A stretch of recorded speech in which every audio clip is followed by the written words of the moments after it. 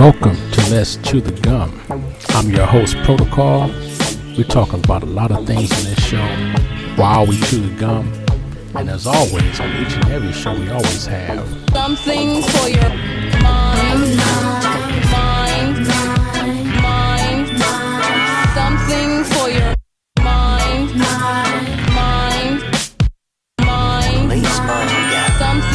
your mind, 정신을 집어넣으세요. 어떤 것 필요합니까? something for your 정신을 집어넣으세요. mind, 정신을 집어넣으세요. something for your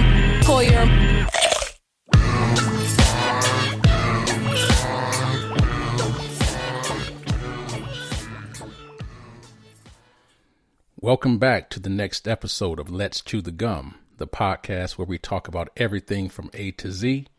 Today, we have Mr. Terry Boykins of Street Positive back in the studio to finish off where we left, talking about pimp-proofing our daughters, our sons, our communities, where we just were having a really integrated conversation about social responsibility and community development and improvement. Again, this is Let's Chew the Gum, the podcast where we talk about everything from A to Z. You can find our podcast on iTunes, SoundCloud, Spotify, Spreaker, Breaker, so many platforms, YouTube. I can't name them all, but you can always reach us at letschewthegum@gmail.com if you have show topics you'd like to hear discussed or to be a guest on the show. So without further ado, I'd like to bring back in Mr. Terry Boykins of Street Positive, and we'll continue our conversation. So, Mr. Boykins, I'm really glad that you were able to come back to finish this conversation. How's it going today? It's good. Thank you. Thanks for having me. Great. So we left off with the last segment of, we were talking about the transition in our communities with the prison industrial complex going on and fathers out of the homes and your specific work in engaging in the community to help build and bond those father-daughter, father-son relationships. And we last talked about this insane idea that as fathers became more absent from the home due to social policies, etc., that now we have our own daughters calling the pimps daddy. So I'd like to pick up our conversation from there and enlighten our listeners a bit. Absolutely. You know, we talk about this designation, this role designation of daddy. The affirmation, when we talk about leaving our daughters uncovered with their affirmation or example of modeling of a man or a positive role model.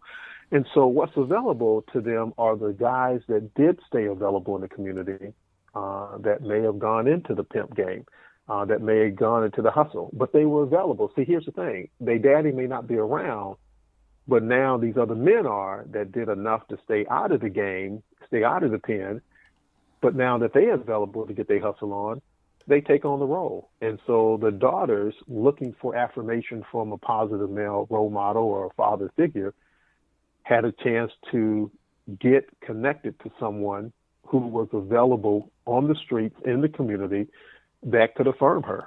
And that's what we've had occur is a bunch of men who've had the ability to stay out of the game, out of the pen for whatever duration of time that were close enough to create a relationship with her so she can now call him daddy. Right. The filling the void, so to speak. Yeah, it's interesting. The individuals that we're talking about are also some of the sons that were left without fathers again, and they're having to find a way to fend for themselves. And the result of that is some of them start to find that maybe they aren't able to make it in other streams in society. And so this advantageous game of pimping or being taking advantage of what's there may result in them being the ones who are not guided enough to realize that, you know, these are our own communities that we're taking advantage of. And in particular, a useful and a resource such as our women, right? And having them turned out. And that's you unfortunate. bring up a great point. It is unfortunate. And I think we had a chance to get some recovery of that, and maybe not soon enough. And I think that I spent a lot of time working with different mentoring groups around the country that was focused in on positive male particularly African American male, behaviors and pathways, understanding their emotions, understanding their needs to pursue opportunities outside of entertainment and athletics. And so we did a chance to rally. You bring up a good point about some of these young men that were left behind because their fathers weren't available. But we also began to spend a lot of time on their emotional needs and not their constructive provision, pathways, education attainment practices that allow them to be good, solid men in the community. So we had a chance to really deal with an issue, particularly when we talk about the emasculation of the male components, because they were on survival mode. They were on hustle. How are we going to make this? Maybe I didn't, acquire the skills. As you know, if you look at the benchmarks of education in mathematics and the sciences, as we talk about technology, the STEM fields, a lot of our African-American males were not performing in those categories and thus were not being brought into the colleges and universities that were able to get them careers in those high-paying professions. And we all know what happened with the tech industry and the kind of money that was made.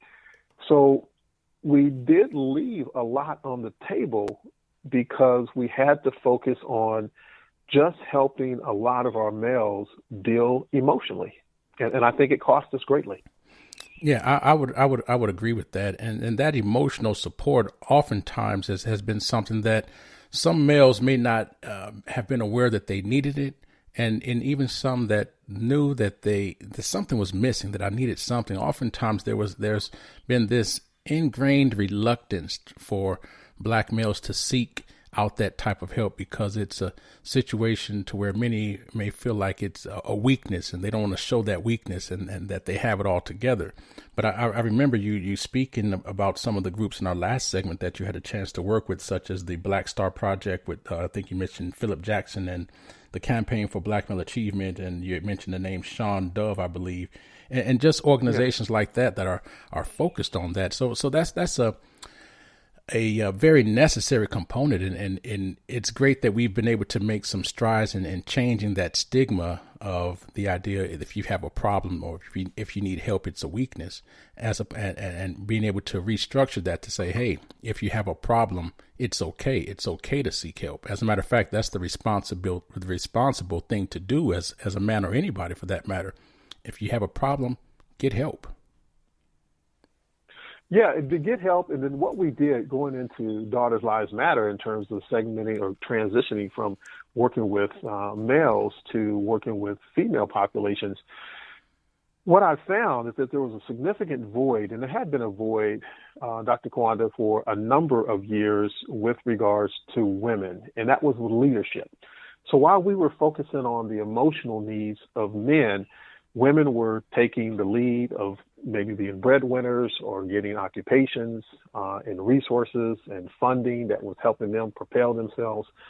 And leadership was not often available to them. And as I began to interact with Daughters Lives Matter on those three principles, education attainment, victimization prevention, poverty avoidance, I started looking at how they merge together. So if the male that they interact with doesn't have leadership qualities or has the academic acumen that allows him to obtain his particular place in society and his profession, self-esteem issues occur, threats of not being able to pull his own weight, his anger, his frustration with not being able to provide for his family, which could result in his insecurities, his willingness to use domestic violence as an outlet to that anger, to control his situation, to feel like he's not losing it, he's got his household in control. But then the risk of something breaking down in the family, in the community, in the relationship that causes that to splinter, and maybe children going into foster care or dad going into incarceration or being asked to leave the home, and then the mom having to pull the weight of now having to raise a child or children, but also struggling to just maintain a level of basic needs and never getting ahead. And so when we talked about this issue about fathers making sure that there was some sustainability and some preservation with his daughter being more than just getting ahead, is for her not to get pimped in the game, is her not to basically lose herself with regards to who she would come in contact or what she was being told. And that is where, when we talk about the issue of poverty, this is now something that we are really dealing with. And so there may be a number of women who can hold down the household right now, but can she thrive? Right. And can she thrive by having the emotional and the physical risk of threat confronting her? And if a father does not allow his daughter to understand the game, embrace her for what she has to do and where she has to be, in the event she encounters someone who can't help her hold it down and get to the next level, then we're putting ourselves in a community at great risk by what we're doing to women. I think we're putting too much on women. I believe that part of the dynamic in society now, if we put so much on women, that we're going to be nearing a breaking threshold, mental health, based on the conversation I'm having with women and how many of them did not have that positive male affirmation relationship in a father, that we're out now in a few decades. And I think the needle is starting to crack. I think we're really starting to see the results of what took place when fathers were moved out of the home back in the 70s. How about that? Excuse me. You bring up some interesting points there, and I think that is something that crosses all cultural realms in terms of those relationship dynamics. I want to, for a minute, to focus in on a micro level to the African American community, because you talked a great deal about this topic. But I'd like to suggest that it goes back even to slavery, and I think that a lot of these things have been ingrained throughout society. So, for example, I was talking with someone about going back to information that you can find sourced in the Willie Lynch letter, where you have this slave trader in the Caribbean who was known for breaking his slaves, and in the Carolinas you had some issues with individuals who did not want to succumb to the degradations of slavery, but Willie Lynch was known for breaking his slaves. And so the idea that he had is that if we can take the male as a protective figure out of the family dynamic, we can conquer the family. And so he'd have suggestions to get the strongest male that everyone respected, and in front of all the slaves, break him down, whether that meant emasculating him literally by castration, or even gruesome things like cutting off the limbs or tying the limbs to two trees and binding the tree so tight that when it snaps, the body breaks in half, or two horses, anything to degrade that male to where the females now are realizing that I cannot depend on my male for protection. And so in a sense, it's similar to the pimping game you're talking about, because now there's a situation and a void where there's no covering for the woman and for the young males also, to where now they have to rely on and are easily taken advantage of from the oppressive factor in that scenario. And so those things over the years, you were talking about so much being on the female, and males having a stigma about, or an inferiority complex about certain situations where they were not able to protect their women.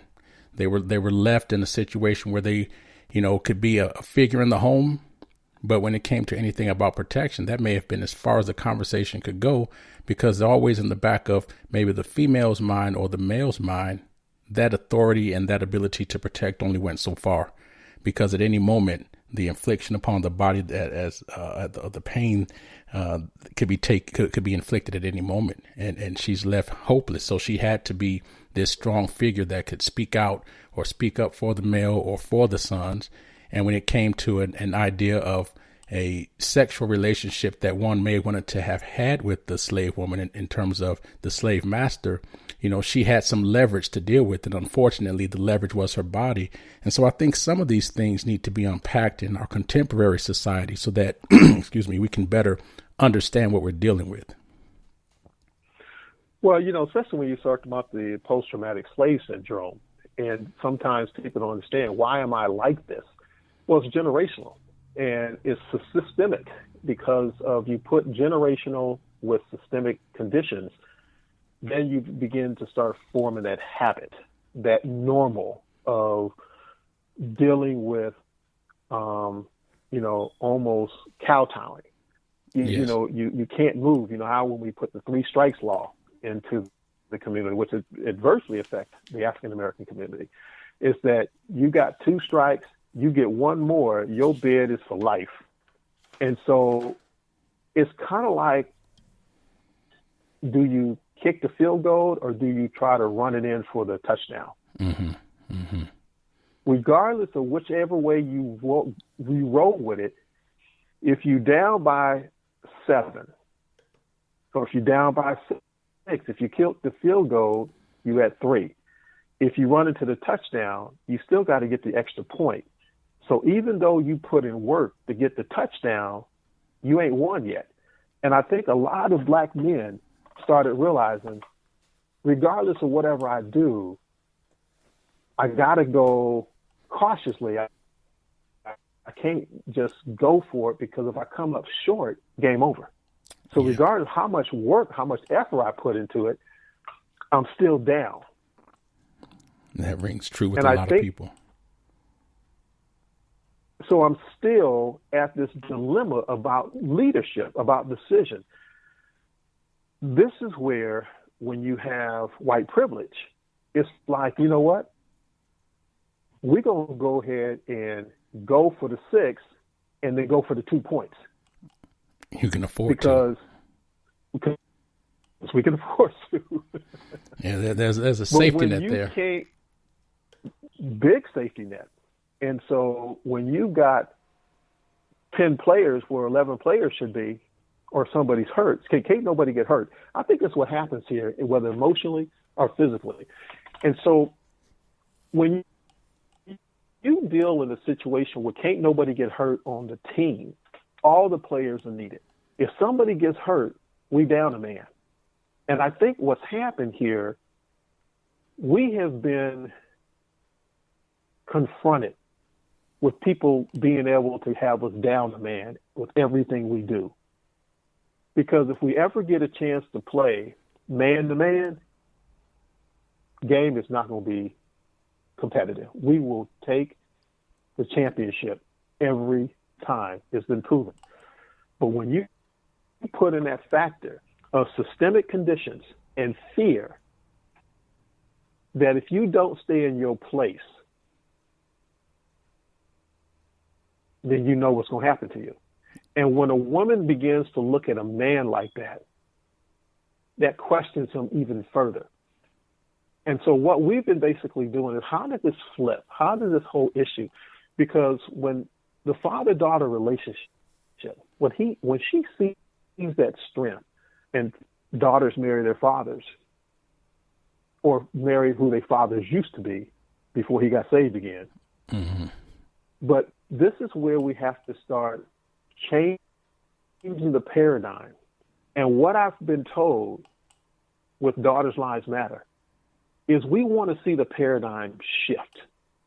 We want to be able to see strong men, African-American men, in our communities that understand how to stay in the game, how to parent, how to lead. We need that. Now, although you may be confronted with some issues outside of the home, we need that in the home.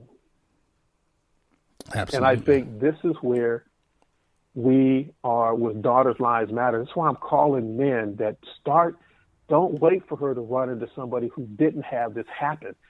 Start with you and now begin to reinforce the importance of her education, the importance of her being safe, the importance of her being financially secure and out of poverty.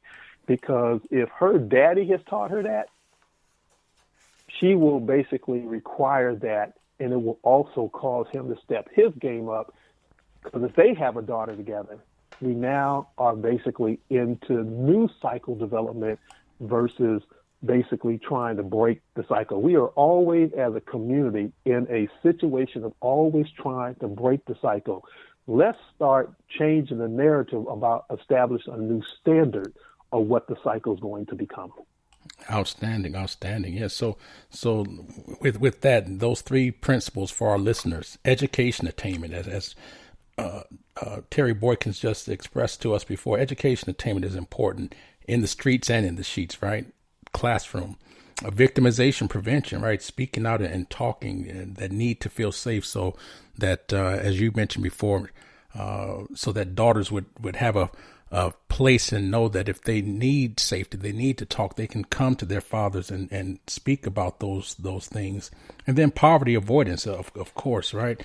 So I like the idea of refashioning the image, refashioning the cycle, the paradigm, and creating it, as opposed to being reactive and to systems in society, but creating those. I know that you, excuse me one second. I know that you've done some work with some other groups that focus specifically on young women, such as I believe it's Wonder Writers, and is it Yvette or Ivette out of San Diego?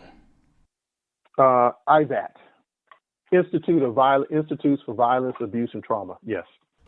Okay, great. Well, Mr. Boykins, with that, I'd like to take a quick commercial break to give a chance for our sponsors to share some information with you. You're listening to Let's Chew the Gum, the podcast where we talk about everything from A to Z. We'll be right back. Something for your mind. Please smile again. Something for your... If you haven't heard about Anchor, it's the easiest way to make a podcast. Let me explain. It's free. There's creation tools that allow you to record and edit your podcast right from your phone or computer. Anchor will distribute your podcast for you so it could be heard on Spotify, Apple Podcast, and many more. You can make money from your podcast also, with no minimum listenership. It's everything you need to make a podcast in one place. So what are you waiting for? Download the free Anchor app or go to anchor.fm to get started. Really quick, I want to give a shout out to Dr. Joy DeGrew. You had mentioned the post-traumatic slave syndrome. I know that she's done some extensive work in that area and others. So I just want to give some shout outs to folks like that. And now there is a group out of Ethiopia that has sought your services to do some assisting in talking with some of the young women there. Is it Ethiopia, Somalia? Yeah, President Terset, who is the president of the Hosanna Broadcasting Network, which is a faith-based broadcasting network, is doing quite a bit to address the issue of victimization prevention, particularly with regards to girls from Somalia and Ethiopia, and is doing it in LA County. And so working with them, her and I are creating a dialogue about how we become more effective in content, as well as events, and education, and resources, particularly in that region of the world that has a large population outside of Ethiopia and Somalia, just in the Los Angeles County area. And so it's interesting to actually get into a global, international appeal. We're not even got into the issue of organ harvesting, and that's a whole nother pimping game going on. But we have to basically look at around the world, women of color are being compromised, and fathers, because of their stature in the community and what's been considered to be hard, or you don't let your girl do that to you, or you don't let your woman do that to you. Where did that come from? That narrative came from somewhere. That's not who we are. We usually take care of our own, and she's gonna follow the rules, but she's following the rules because I'm trying to get her somewhere. I'm not trying to maintain my position as a man and letting my homies know I got this. It's like, you know what? I got to get her out here in this world of wolves in sheep clothing so that she can be an aspiration, an inspiration, and an asset to the family. And whoever she brings becomes an asset to the family. You know, we talk about asset building with regards to who your family members get involved with. If you look at in white privilege, you know, these folks will show you all the time that, you know, this particular person's hooking up with that person, this person's going with that person, and then all of a sudden, you know, you get the Prince Harry situation, and it's like, you got to go. You got this black woman in the game, and we got to show you the gates. How about that? What message is that sending, that our daughters aren't good enough for royalty? That's the message that I got. It's a dangerous message. It reinforces, you know, historical precedents that we've had before that have really kept a certain group of people from feeling like they do belong or that they can achieve. You know, it's eliminating yet again another positive role model or something that young girls can aspire to. So I'm really glad you picked up and touched upon that because that's important. You know, I'm often talking. Meghan Markle, I guess Meghan. Yeah. So this is where, here it is. How many times have we heard the narrative about a single black mother having to get into a relationship, not having to, but getting into a relationship with another individual, becomes a stepfather, and to go through that dynamic. But now, where's it different? It's who these black women, when you start talking African Americans, who has become accustomed to, this is their narrative. It doesn't matter how royal somebody is or how the perception of it is. If I'm a single black mother, I ain't good enough at all. I ain't good enough for the royal family. I ain't good enough for your family. I ain't good enough for their family. I'm just a single black mother out here trying to make it happen with some other means. And so this narrative, do daughters' lives matter? I mean, just from a female to female situation of being two daughters, of saying that now that you've gotten somewhere in this royal family, you matter. That would have been really the message. But, you know, when you get into all of the politicking or images of, are you as a black woman married to this white privilege and royalty, we got to ask you to leave the house. Dangerous message, man. That's sad and unfortunate. And for your listeners, let's just remind you, you're listening to Let's Chew the Gum, the podcast where we talk about everything from A to Z. Today we have our guest, Mr. Terry Boykins of Street Positive, and we're having a conversation about pimp-proofing our daughters, our sons, our communities, and in general, social responsibility. You can find our podcast on several platforms, including iTunes, SoundCloud, Spotify, YouTube, Anchor, Chaser, Podbean. There's quite a few. If you have show topics you'd like to discuss, please email us at letschewthegum@gmail.com or at protocol@gmail.com. That's PROTKALL@gmail.com. And feel free to submit requests to be on the show as a guest, such as our illustrious guest today, Mr. Terry Boykins. Terry, I wanted to talk more about the male and the things that we can do to help our males so that they will be able in body and mind to help our daughters. And we had a conversation the other day about helping hurt men heal. And I alluded to it earlier that oftentimes males in particular won't seek out or don't feel the need to express their hurt or to let someone know that they're hurt so that they can get the healing that they may not know that they need. What are some things we can do to address that or topics or interventions that you've done in that regard? let me tell you, one of the biggest things, and I want to make sure I'm clear on the record, and you can go to streetpositive.com to learn a little bit more about what we're talking about doing with Helping Hurt When Heal. But, all my brothers and sisters in the LGBTQ movement, you got to do what's right for you. But we also got to make sure we do what's right for men, heterosexual men, that have been conflicted with what their next move is. And we're having to say, and I'll go on record, it's okay to be heterosexual. I just got to be real with that. And we have gotten to a point where we've made people question whether or not they can deal with their issues as heterosexual men. Helping Hurt Men Heal.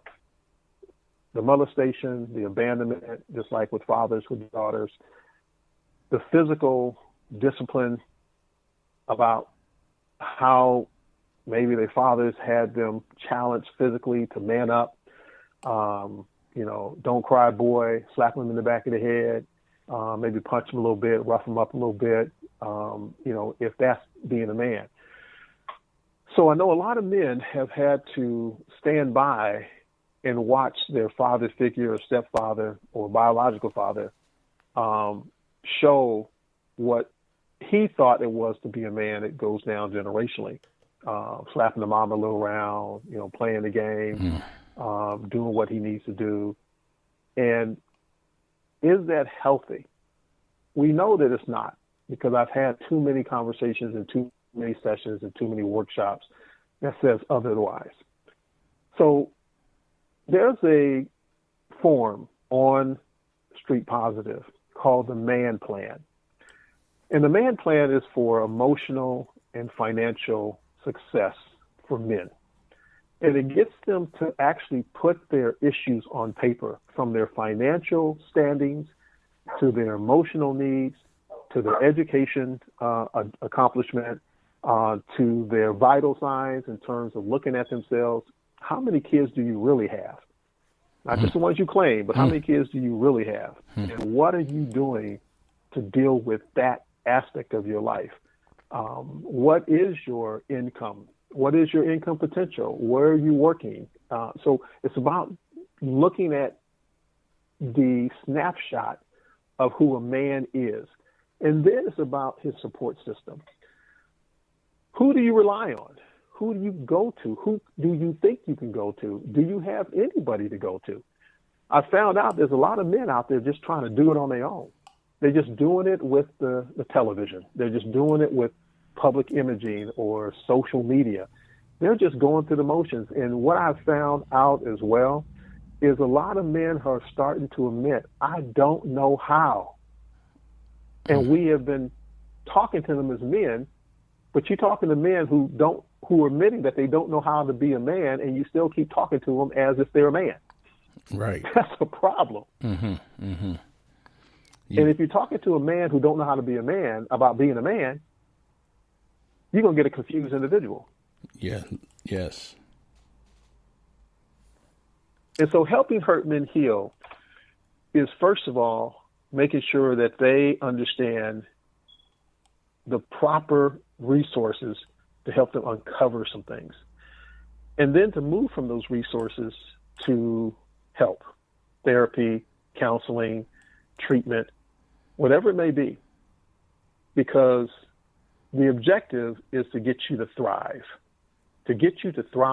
and live the lifespan as abundantly as you can possibly achieve in the life that you have been given by your God.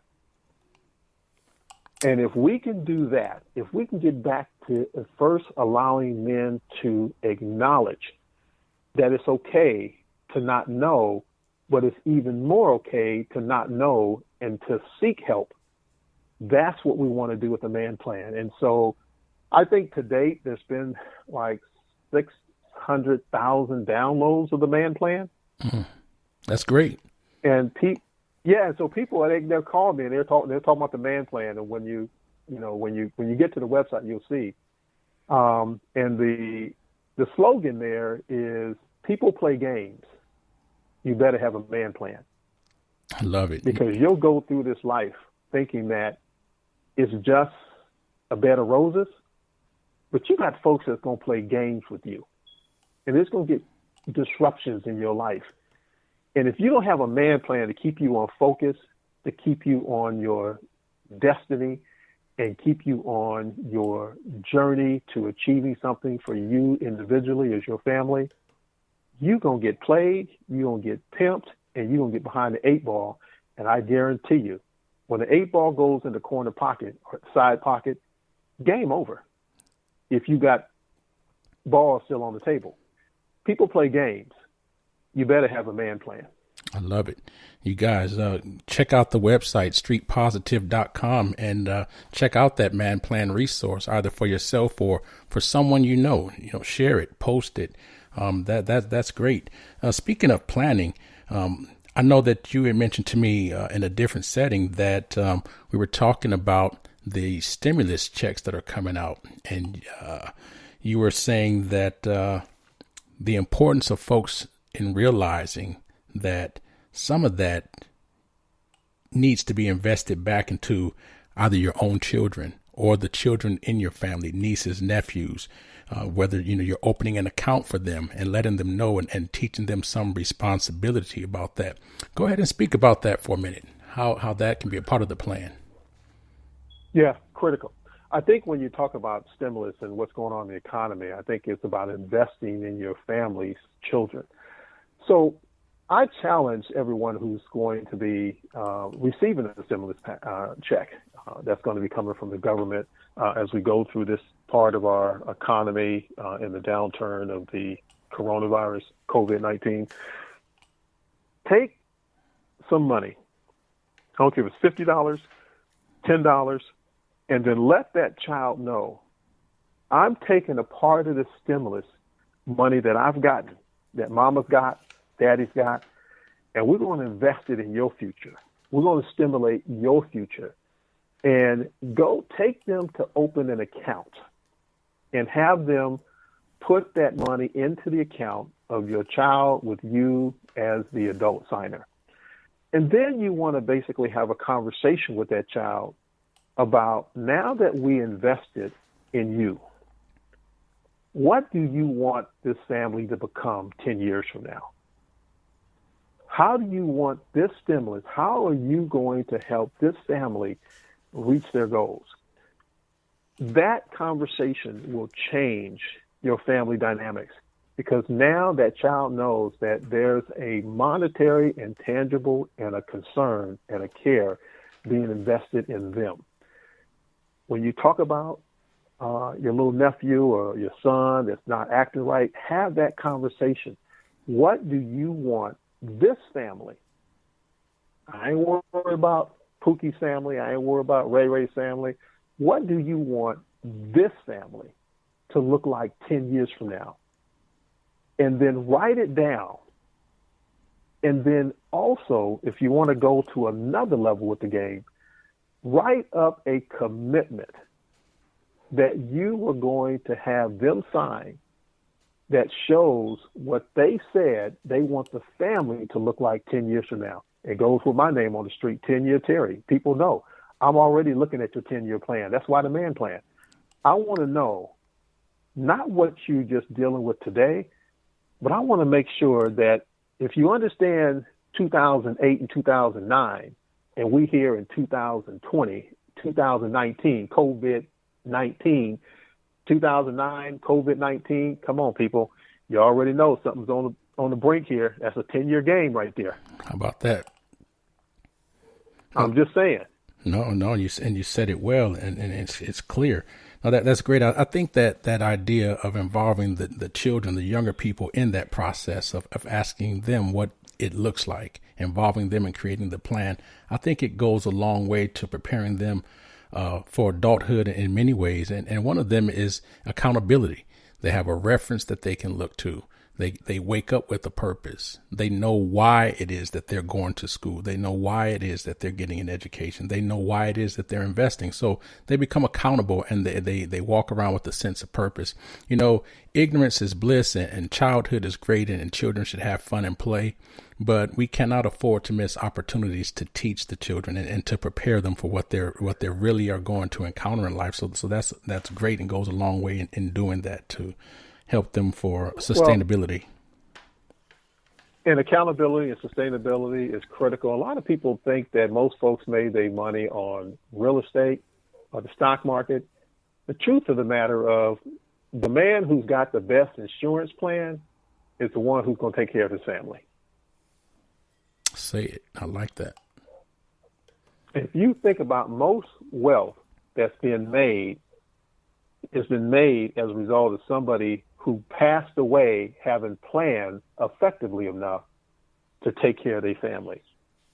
So death is a commodity. Mm-hmm.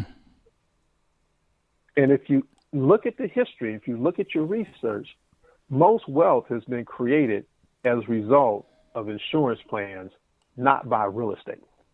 Absolutely. Passed down. Yeah, absolutely. That's a great point. You know, so my point to the listeners, y'all take that same money that you're going to be making those rest in peace signs on the corner trying to get the donations, and invest that into a life insurance policy that has the ability to pay and give your loved one a decent memorial service. You heard it. That's outstanding, man. There's so much useful information that I hope the listeners are picking up on that. And listeners, you should definitely catalog this episode and the previous one to reflect and to go back over them, because there's a lot of gems and a lot of useful information for people who are hurting and suffering in real ways. That's why I like to have these conversations. Not only are they informative, but they're practical and it's relevant for us right now. I would add to that this idea of involving children. And you know this, they are a great mirror for what's lacking in the home. You told me the other day, you said, don't be mad when your kids tell you the truth about what's happening in your home or what things look like, because that's a great way to assess, right? The truth hurts, but you can't be mad at the truth. And if you prepare yourself well, you can utilize that for a tool for growth as well, right? That's right. Yeah, absolutely. That's right. And this has become so critical. I think that when you talk about hurt people, parents hurt their kids by not allowing their kids to share what they feel and what they see. And sometimes it has to be adjusted with the lens, but you don't get mad at your child for telling the truth. And we've gotten so accustomed to censoring a child, and the good word of the Bible, those that are following it, is the out of the mouth of babes. Train up a child. Have all these scriptures. But we have to basically allow, if we're willing to put our child on video that goes viral with them doing some nasty dance, then we need to be able to listen to our child's truth about how they ended up doing that dance in the first way. Mm-hmm. My mama taught me that dance. Mm-hmm. My daddy taught me that dance. My mama taught me how to grind on a chair. My auntie taught me how to grind on a chair. My daddy taught me how to grind on the floor. Mm-hmm. So where's the root of it? So when a child tells you that, Mama, I don't really like them men coming to the house. Mama, how come you always having them men come? Bam, boy, shut up. Don't be talking to me like that. What? I mean, I don't know, Daddy. I don't know if should I really be out here with you doing this? And so we need to really understand that kids, the innocence of them sharing the truth is really a reminder that hope is still possible, that civility is still possible. If a child is acknowledging the truth of a situation, that really should become a red flag to say that maybe I need to change some things. Maybe I need to observe some things. You know, if you got a child that's saying, I don't like the way so-and-so look at me. I don't like the way that man you call your friend always asks me to come sit on his lap. I don't like sitting on his lap. Mm-hmm. And you say, oh, don't worry about that. I mean, you know, he ain't doing nothing to you. Well, maybe he is. Trauma. Absolutely. Trauma begets trauma. You know, there's one thing I've always been adamant about, and that is listening to kids. And when you know, when a kid senses something and they're telling you something, you know, it's not to be ignored. I sometimes joke around with the horror movies. You know, someone comes in, hey, there's a ghost in the closet. You know, nah, it's nothing. If my child tells me there's a ghost in the closet, damn it, we're going to check out the closet, okay? You know, so check out the closet. Yeah, we're going to check out the closet. We're going to make sure, because, you know, a monster's under my bed. Okay, we're going to check under the bed. You know, we don't know what that is or what the kid is trying to express, right? So we need to be attentive to our children, right? Because they're younger models of us, and we want them to be able to have those skills. And again, I think that's where the belief and security comes from. Father-daughter, mother-daughter, father-son, mother-son relationships, when children know from a young age that they're going to be listened to, that they're going to be heard.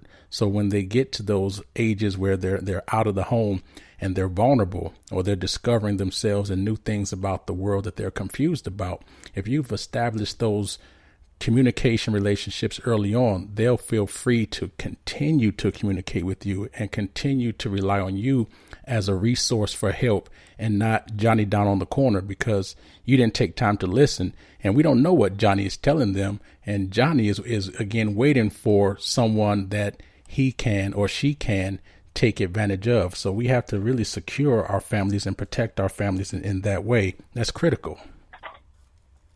You know, and I tell you, it's so interesting you say that, because I've had grown women ask me if I would be their daddy. Could you be my daddy? I wish you was my daddy. Mm-hmm. These are grown women. Mm-hmm. And I had to ask myself, why would a woman ask me that?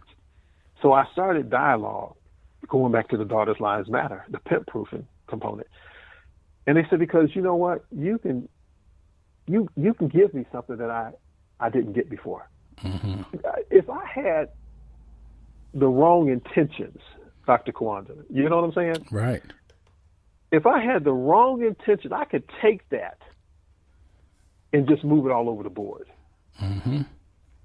Vulnerable population. Yes. Absolutely. And so when I began to think about Daughters' Lives Matter and pimp proofing, I said, you know, we better catch this with our girls, because if this is a way a bitter and broken woman is feeling, now I understand the sex trafficking game. Now I understand the prostitution, the adult film game, is that if I can take this, knowing this information, knowing this intelligence, and put it to work for me and put a dollar figure on it, I got this. Yeah. Yeah. I'm glad you have great intentions. And, you know, as an educator myself at the high school and university level, I encounter those stories as well. And it's because I think that, you know, good people and folks like us that are in the game of helping others, you know, it's attractive to individuals in need. And so we really do need to have good pillars out there that are not advantageous, but seeking to help others in a way that helps to edify their families and set them on proper paths. Because as you said, they're vulnerable. People are vulnerable and are easily taken advantage of. So if we can replicate some of the great things that you're doing with your organization and continue to invest in our children so that they become those pillars and they understand that dynamic. Earlier, you talked about the importance of structuring proper relationships so that women can be there for their families or be strong. That hit home so well, because I was speaking to a group of young men about taking care of their pregnant significant others, whether it's a wife or a girlfriend, mentally and emotionally, because that trauma that you may create, it affects the baby. It affects the mother's ability to rest and have a peace of mind. It can induce stress, which in turn goes into the child. And those things begin early on. And if you aren't taking care of them mentally and emotionally, that's a traumatic situation waiting to happen. So if you say you love someone, if you say you love your children, we really need to look at the practices that we implement and what ingredients are we putting into the pot, right? So it's more, I always say that love is not a noun, it's a verb. It's really about what you do. That's right. Yeah. That's right. And so that's what we're doing. This is what we're about. It's been a lot of exciting. There's a lot of things have changed with the organization since 2012. And I encourage individuals to go to daughterslivesmatter.com to see what we're doing, because we're working on the fathers. This is not just about a daughters movement. It's a fatherhood campaign to reestablish the value of healthy father-daughter relationships, to build our communities, to be in a safe environment, to be in a financially secure environment, to be in a spiritual and an emotionally sound environment. And it's about fathers being able to understand their value. You don't have to be afraid, just because society says you have to be afraid. You have to be available because your family needs you to be available. And it's important to be present when you're available, because if you're distracted, and as we mentioned about men wearing other men's names on their backs, this is where your child's going to be distracted. And I think that it's interesting that daughters, they give up their father's name to take their husband's name, if that's what the arrangement is. But it's about taking on that name that actually has value to you. You know, you start wearing some other man's name on your back, maybe you want to be on your back with that man. I don't know. Maybe you do. Maybe you want her to be on her back with another man's name. You got to ask yourself, what message are you sending? If my name ain't good enough for you, girl, how about that? I got to wear another man's name for you to understand, you know, who I am, who I support. Take that number, represent with your name, give a shout out to your best athlete. I get all that. But at the same time, what message are you sending? You know, I before we wrap up, I'm just going to say I'm guilty of that, of wearing others' names on my back as a big sports fan. And I had mentioned that I had reconsidered that recently, because the 3 jerseys that I had a few, but the 3 particular ones I'm thinking of now are players that were my favorite players that, you know, I put on the jersey and am I feeling like I'm them? Does it give me extra strength, or am I getting back to my, whatever it may be? But the fact of the matter is all those players were traded to other teams, and I'm stuck with that name. And I told my son and some others, I said, from now on, I'm just going to buy the jersey and put my name on it and represent that team. So it'll be team me. So hopefully it'll be team you all. Again, nothing wrong with just so I can hear you say it. Mention your last name. My last name is Kawanda. And see, think about that. I mean, that's like right up there with Black Panther. Right. You know. Exactly. But see, this is the power of it. When you talk about that confidence, man, you know, when you said that, it just, you know, chills went through me, because there was confidence. Like, I know who I am. I know what name's on my back. See, when you talk about the post-traumatic slave syndrome, we've had other people put their names on our back. See, we forgot who we were. How about that? So we playing in another man's game with another man's name and don't have any benefit of being at the championship game.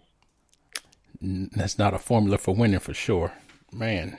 At all. Those are some great gems. Well, you know, Mr. Boykins, we could go on and we could talk for days about things, because the information, again, is relevant, is real, and it's applicable. And we hope that you are enjoying this. I just want to give a quick call back to your principles that you were sharing with the audience, and that is, fathers and mothers alike, please emphasize education attainment within your family structure, educating your daughters about the streets, educating them about the sheets and in the classroom, and focus on this victimization prevention, right? Ensure your children feel safe to come to you so that you can prevent them from becoming victims of someone else. And then poverty avoidance. The topic was brought up about investing in yourselves, whether it's with the stimulus checks that are coming out or money that you already have. Invest in yourselves and in your families and in your relationships for lifelong sustainability and empowerment. And be sure to check out the website for my guest, Terry Boykins, at streetpositive.com. Again, you can pick up the man plan there, and please distribute that within your family structure, communities, or as a document to read for yourself, right? You never know when you come across someone that will find that useful. We're coming to the end of our session, so I just want to add an opportunity for you, Mr. Boykins. Is there anything else you'd like to put out to our audience? You've put out a lot of great information, but one last call. I tell you, I just have a challenge. I would like to have everyone support what we're doing at streetpositive.com and Daughters Lives Matter. Also, too, I want you to get a Sharpie. And I want you to just get a plain white T-shirt. And I want you to write your family's last name on your right T-shirt. And put it on and just wear it around the house. And start pulling your team together, your family team together. And start valuing and meaning something, because at the end of the day, when your day comes, it's going to be your name that's going to be a legacy, or it's going to be forgotten. But if you got that name on your shirt, in your family, in your household, it will last generation after generation after generation. And that's basically all I want to share, Dr. Kawanda. That was great, guys. You've heard it here. You've been listening to Let's Chew the Gum, the podcast where we talk about everything from A to Z. Today's guest has been Terry Boykins of Street Positive. He's laid out a plan, a format, a structure, and I have no doubt that if it's followed even on the outskirts of what he said, it will lead to success. So we want to thank you very much. Reach us on letschewthegum@gmail.com, at protocol.com. Check out the show on YouTube, Spotify, Apple Podcasts, iTunes, SoundCloud, Breaker, Spreaker, Podbean, Podchaser, and many others. You can also go to anchor.fm/protocol, Facebook, Instagram. We're out there. We want to put the information out like you heard today, and we're so thankful for you joining us. Tune in next time, and remember, we always have Something for your mind. Something for your mind. Something for your mind.